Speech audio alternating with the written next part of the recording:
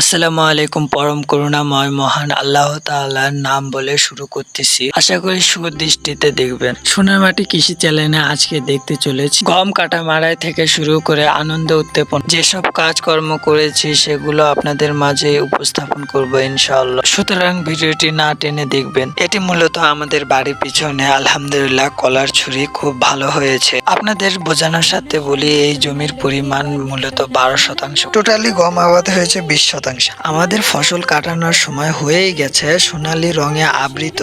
এইদিকে কিছুটা কাঁচা রয়েই গেছে। তার কারণ মূলত এই পাশটায় সরিষা হারভেস্ট করার পর ধান লাগিয়েছে। ধান জমির পানি সেই কাঁচা গমের দিকে এসেছে। দেখতে পাচ্ছেন গমের সীসা ভার হওয়ার কারণে জমির আলে হেলে গেছে। কথা বলতে বলতে এক প্রান্ত থেকে আরেক প্রান্তরে জমির আলে এসে যা দেখতে পাই, স্তূপ করা যেগুলো দেখতে পাচ্ছেন সেগুলো আমাদের খামারের গবাদি পশুর জমি থেকে ফসল ওঠানোর পরপরই যাতে আমরা সার জমিতে ছিটিয়ে দিতে পারি। সাধারণত জমি ফেলে রাখবো না, জমি তৈরি করে পাট ছিটিয়ে দিব।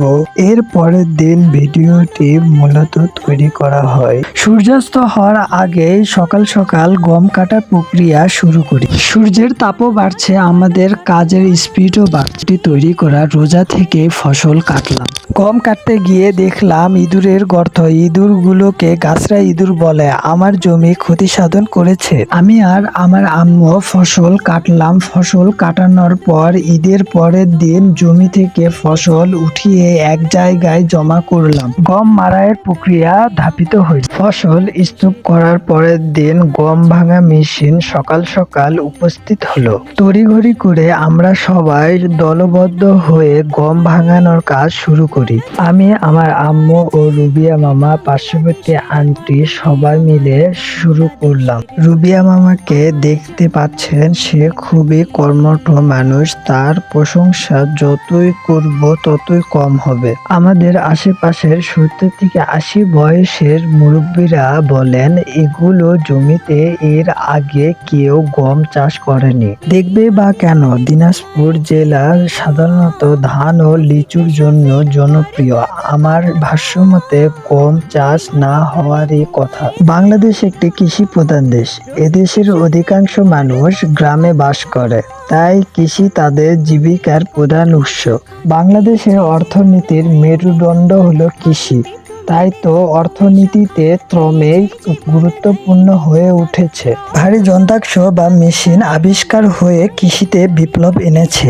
এগুলো যন্ত্রাংশ না আবিষ্কার হলে সময়, শ্রম ও শক্তি ব্যয় হতো। আমরা তরুণ প্রজন্ম চাকরিতে না ব্যয় করে কৃষি খাতে বিপ্লব ঘটিয়ে হাতে হাত রেখে বাংলাদেশকে অনন্য চূড়ায় নিয়ে যেতে চাই। দেশকে স্বার্থহীন ভালোবাসুন, সোনার দেশ গড়ুন। গম মাড়াই প্রক্রিয়া অক্লান্ত পরিশ্রমের পর অবশেষে শেষ হলো। আপনাদের বোঝানোর সাথে গমের জমির পরিমাণ 20%। গম পেয়েছি 7 মণ। শুকরিয়া আলহামদুলিল্লাহ, আমার জন্য যথেষ্ট।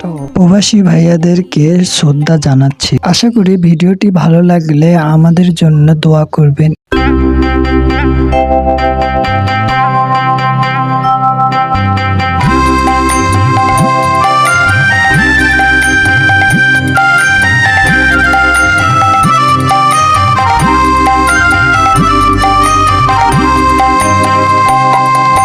সোনা সোনা সোনা লোকে বলে সোনা সোনা নয় তত খাঁটি।